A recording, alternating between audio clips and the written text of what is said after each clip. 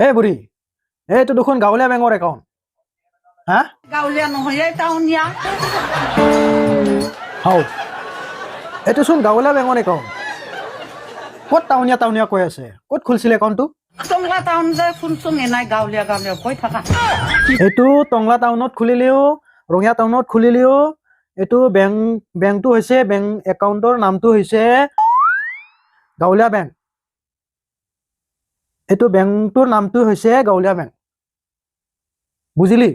হয় নেকি তই এতিয়া এইটো টাউনত খুলিলি বুলি যে টাউনীয়া বেংক হ'ব